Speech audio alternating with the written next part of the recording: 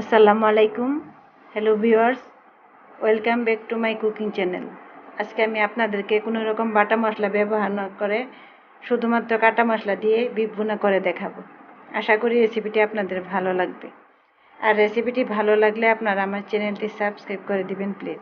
আর ভিডিওটি বন্ধুবান্ধবের মাঝে শেয়ার করে দিবেন এবং বেল আইকনটি বাজিয়ে রাখবেন আরও মজার মজার রেসিপির নোটিফিকেশন পাওয়ার জন্য।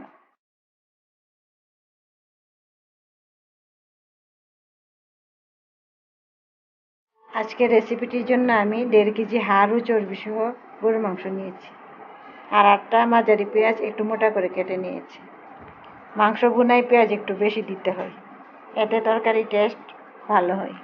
এবার অন্যান্য যেসব মশলা নিয়েছি সেগুলো হলো 1 টেবিল চামচ আদা কুচি, 1 টেবিল চামচ রসুন কুচি, 8-10টা লাল ও সবুজ কাঁচামরিচ, 5-6টা শুকনা মরিচ, আধা চা চামচ শাহি জিরা, 4টা তেজপাতা, 3 টুকরা দারচিনি, 1 চা চামচ গোটা জিরা, একটা বড় এলাচ, 5-6টা লবঙ্গ, 7-8টা শাহমরিচ বা সাদা গোলমরিচ, 4টা ছোট এলাচ। এবার একটা হাঁড়িতে আধা কাপ সরিষার তেল দিয়ে দিচ্ছি।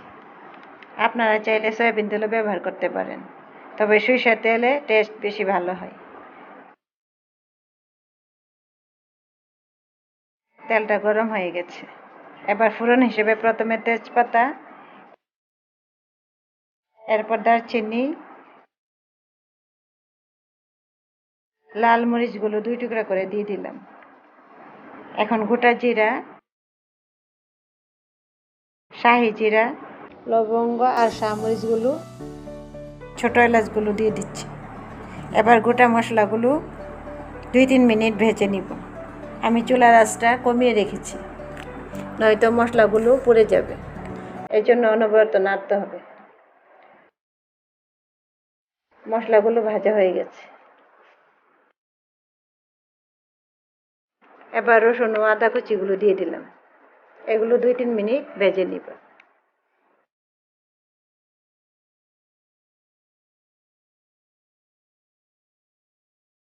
মিনিট 2 পর কাটা পেঁয়াজগুলো দিয়ে দিচ্ছি আর পেঁয়াজগুলো নরম না হওয়া পর্যন্ত ভেজে নিচ্ছি।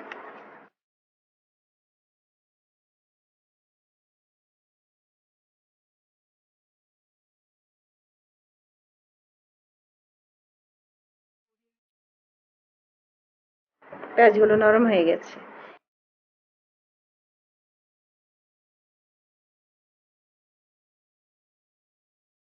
এবার মাংসগুলো দিয়ে দিলাম। এবার নেড়ে মাংসটা মশলার সাথে ভালোভাবে মিশিয়ে দিতে হবে।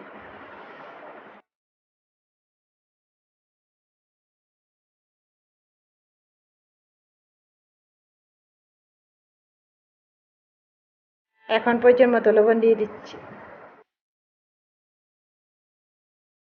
লবণ দিয়ে আবারও মিশিয়ে দিচ্ছি। আমি প্রথমে কোনো পানি দিব না। মাংস থেকে যে পানি উঠবে তাতে মাংসটা 10-15 মিনিট কষিয়ে নিব।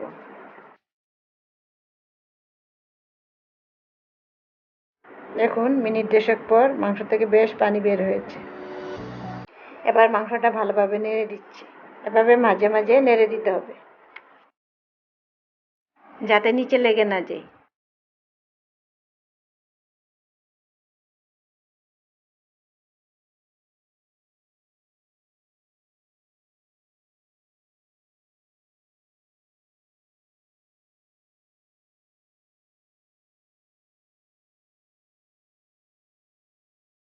এবার বড় এলাচটার মুখটা খুলে দিয়ে দিচ্ছি। দেখুন মাংসটা সাদা সাদা লাগছে, তাই এই সাদা ভাবটা কাটানোর জন্য 1/4 চা চামচ হলুদ গুঁড়া দিয়ে দিচ্ছি। এতেই তরকারির রঙটা সুন্দর হবে। হলুদটা ভালোভাবে নেড়ে মিশিয়ে দিচ্ছি।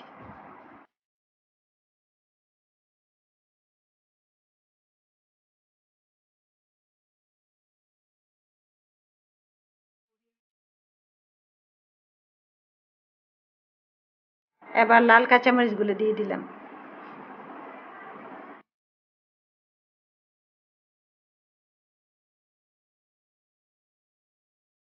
আর মাংসটা ঢেকে ভালোভাবে কষিয়ে নেব সেদ্ধ না হওয়া পর্যন্ত। তবে ঢাকনা তুলে মাঝে মাঝে নেড়ে দিতে হবে। দেখুন মাংস থেকে তেল বের হয়ে এসেছে।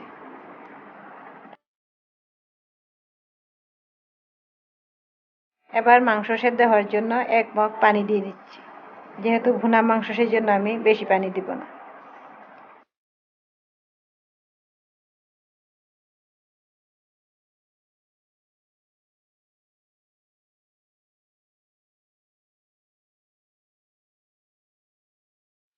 আধা ঘন্টা পর দেখুন মাংসটা প্রায় সেদ্ধ হয়ে এসেছে। এবার 1 টেবিল চামচ বেরেস্তা দিয়ে দিচ্ছি। বেরেস্তা দিলে মাংসের টেস্ট খুব ভালো হয়।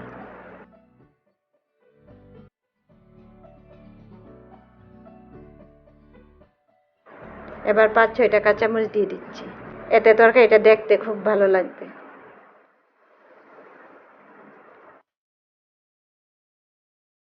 5-6 মিনিট পর হাফ চা চামচ শাহি গরম মশলা গুঁড়া দিয়ে দিচ্ছি। এতে তরকারির সেন্ট খুব সুন্দর হয়। দেখুন তেলটা উপরে উঠে এসেছে আর তরকারিটা দেখতে বেশ ভালো লাগছে। এবার আরও 4-5 মিনিট তরকারিটা ঢেকে চুলার আঁচ কমিয়ে বসিয়ে রাখবো মাংসটা তুলতুলে হওয়ার জন্য। গরুর মাংস যত কষানো হবে খেতে তত ভালো লাগে। আপনারা সবসময় তো বাটা মশলার মাংস বোনা খেয়ে থাকেন, এবার নিশ্চয়ই মাঝে মাঝে কাটা মশলার মাংস বোনা করার চেষ্টা করবেন। আর যারা ব্যাচেলর তারা খুব সহজেই এই রেসিপিটি ট্রাই করতে পারেন। আপনাদের কষ্ট কম হবে আর নতুন স্বাদও পাবেন। এবার একটা ডিশে তরকারিটা নিয়ে দেখাচ্ছি। এই ভুনাটা পোলাও, ভাত কিংবা রুটি, পরোটা দিয়ে খেতে পারবেন। দেখুন কাটা মশলার মাংস ভুনাটা দেখতে বেশ ভালো লাগছে। আপনাদের ভালো লাগলে আমাকে একটা লাইক দিয়ে কমেন্ট বক্সে কমেন্ট করে জানাবেন। আপনারা ভালো থাকবেন। আল্লাহ হাফেজ।